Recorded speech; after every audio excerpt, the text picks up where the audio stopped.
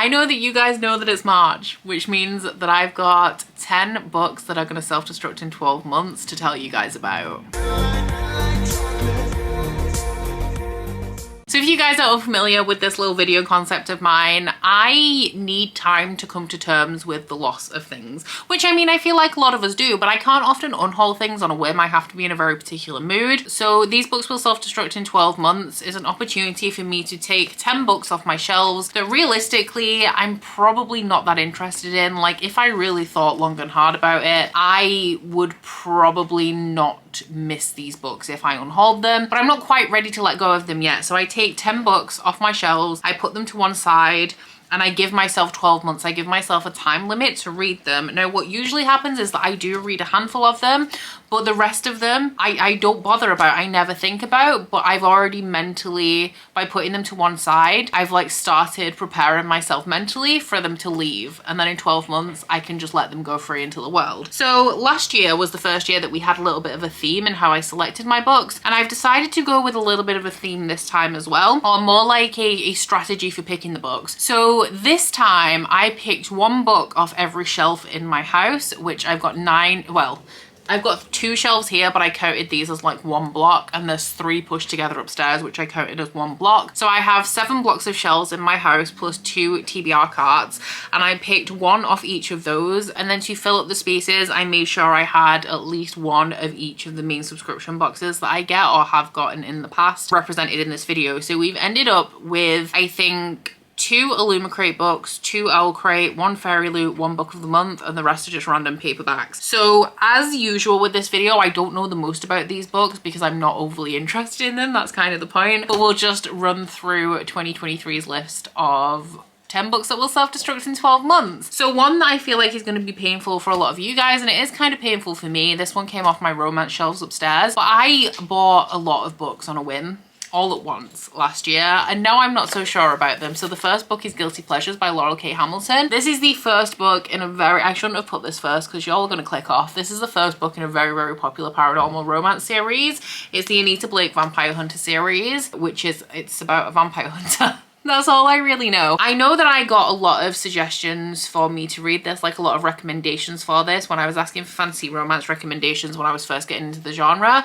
But there is a difference between fantasy romance and paranormal romance, not only in tone, but also structurally. And I don't really like paranormal romance. So when I picked these up last year, I got them for 99p each at a charity shop. And I think I got about 13 or 14 of them. And then I read a couple more paranormal romances. I think I read the first book in the Black Dagger Brotherhood series and really enjoyed that one. And I realized that generally I don't really like paranormal romance at all. So this one, I definitely intend to read it in the 12 months. If for no other reason than if I don't read this, then I'm going to unhaul like 15 books unread, but I'm not sure how I'm going to feel about it. So I wanted it on here because I know I'm just going to keep looking at it being like, oh, I'm not sure if I'm going to like that. So this is going to push me to actually read it in the 12 months. I am going to read it. Guys, I just don't expect to like it. I know some of you love this series, but thematically, like, I just don't think it's going to be for me. I think it goes into poly at some point later on as well. And I haven't read like a properly poly romance, I feel, but I don't like reverse harem. So that is also one of the things, like somebody told me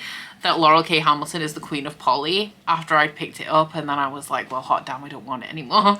So yeah, there's that. Another one of my old trusty dusty paperbacks is Cloud Atlas by David Mitchell. Picked this up secondhand many years ago because there's a movie based on it, and I used to read books that had been adapted into movies because I used to be really into like film and media studies and the film and television industry in my early 20s. So that's the reason why I picked this up. I've also heard really good things about it, but the reason why I'm so unsure about it is because it is fabulism. I think David Mitchell writes fabulism, and y'all know if it's not a concrete magic system, then I am not interested. But this one is about, it says 6 interlocking lives, one amazing adventure.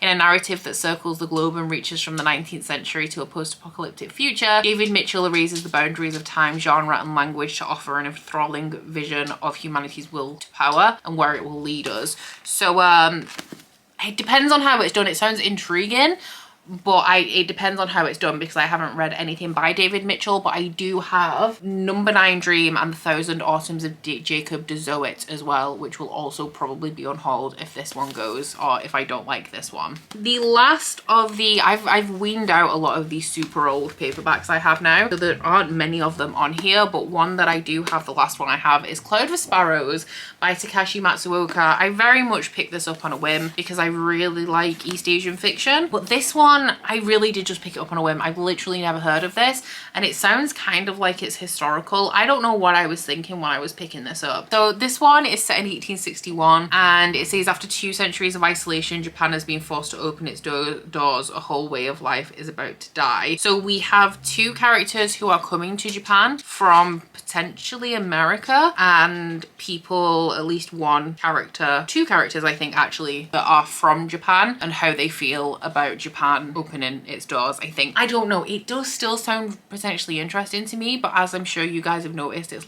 unlike anything that I've ever read. So then we have one more paperback, but it is actually a subscription box one. This came to me in, was it the Book Box Club? And this is The Supreme Lie by Geraldine McCaffrian. It's published by Usborne, so it's like a young YA, and it's a dystopian about a girl called Gloria. It says 15-year-old Gloria is made to a fatherless tyrannical head of state, Madame Suprema. The reason why I kept this almost went in my unhaul with me video, but I feel like it does sound vaguely interesting. I do like me a YA dystopian, not like Divergent Hunger Games style, more like, well, Arc of a Scythe is a utopian, but more that style than like Hunger Games Divergent. I feel like we've moved past that thematically now, but it sounded vaguely interesting, but also very big potential for me not to enjoy it. Everything left is a subscription box hardback. We'll start with book of the month. The one that I've selected is The Unsinkable Russia by Jennifer E. Smith. This is one of the ones that I do still think that I have potential to like, but it's definitely one of the wild cards. I kept this because I have a vague interest in the synopsis, but it's a contemporary fiction, so it's very much outside of my usual comfort zone. And this is about, I think if I remember correctly, it's about a young woman whose mother has died. Yeah, she's an indie musician and her mother died suddenly, and she ends up going on a cruise to try and reconnect with her father. So I like the exploration of the topic of grief, especially as somebody who has lost my mother, but outside of my comfort zone genre wise. In terms of Illumicrate, the first one I picked up was from the shelf over in that back corner, which is the Guinevere Deception. The reason why this is on here is because it's Kirsten White. The only reason that I still have it is because it is a Illumicrate edition and it's absolutely gorgeous. But this is Illumicrate, right? I'm sure Fairy, yeah, this one's Illumicrate. I think Fairy Loot did it as well, but I ended up getting it in the Illumicrate in December 2019. So I've read the Elizabeth Frankenstein book by Kirsten White and I really didn't like it. I have Slayer, I have Andi Darken, and I have this, and the only one of those that I've actually heard anything good about is Andi Darken. So this one is, as I'm sure you can gather, it's an Arthurian legend retelling where we're following Gwen, who has been sent to Arthur to marry him, but she's actually a changeling, which is a well-kept secret, or like a closely guarded secret.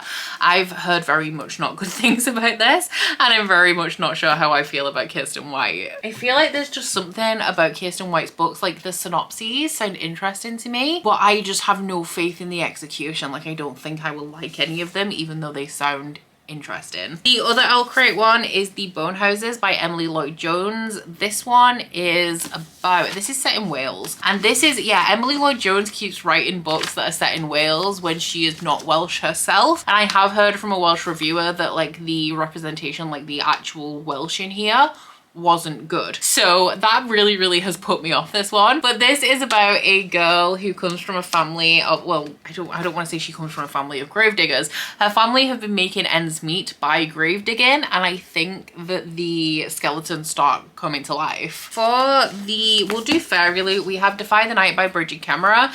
I have heard good things about this. It's just Bridget Kemmerer books don't appeal to me. I think in terms of writing style, because she is a YA author, I believe that her writing skews more young to middle YA than I typically read, because y'all know I'm not reading much YA to start off with, and obviously when I am, I prefer to read at like the upper end of YA, because I know obviously Bridget Kemmerer writes A Curse So Dark and Lonely, which is I think a Beauty and the Beast retelling. I'm not sure if it's a fairy romance as well, but it's something that kind of like thematically I would be interested in, but I just don't think I'll like it. So this one is about a kingdom on the brink of disaster. The kingdom is being ravaged by a sickness, and there is one known cure, which is the moonflower petal. So the main character and her best friend risk their lives on a regular basis to get this moonflower petal, because the royals are being unhelpful when it comes to eradicating this sickness, and the kingdom is on the edge of rebellion. It sounds interesting enough. It's just something about Bridget Kemmerer, I just don't feel like Bridget Kemmerer books will be for me. I do intend to actually read them, or at least sample them. I say this every year though, because I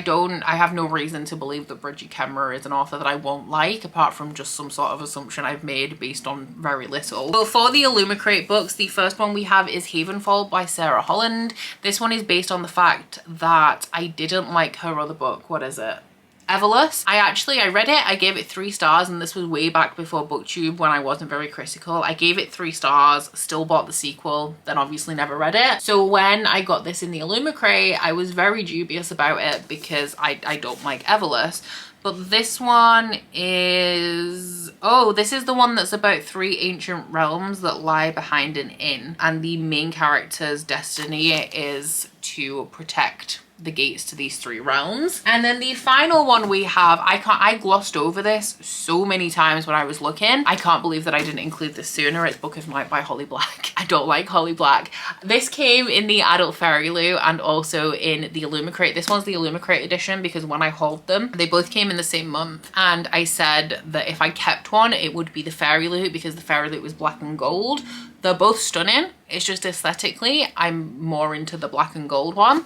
So it's the Illumicrate that's ended up in this video. But obviously, if I don't like one of them, I am going to unhaul both. I have no idea what this is about. I've not heard a single, no, actually, I was going to say I haven't heard a single good thing about this. I technically have, but it's always people being really defensive when everybody else is saying how much they dislike this book. I don't like Holly Black's writing. I've sampled 2 very different Holly Black books.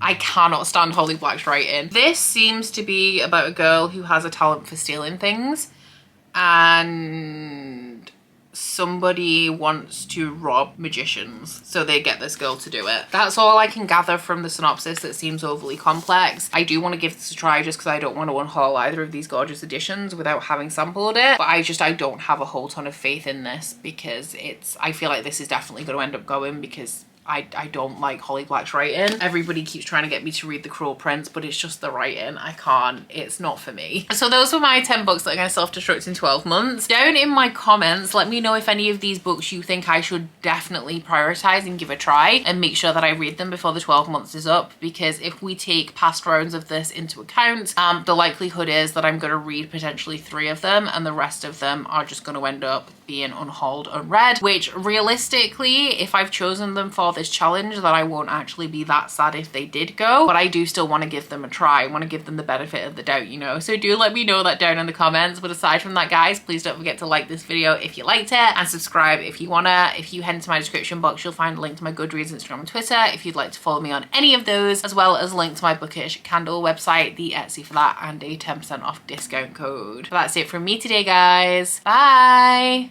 Oh, you bite your friend like chocolate. You say you're a go and nobody knows, with guns hidden under our petticoats. We're never gonna quit it, no, we're never gonna quit it, no.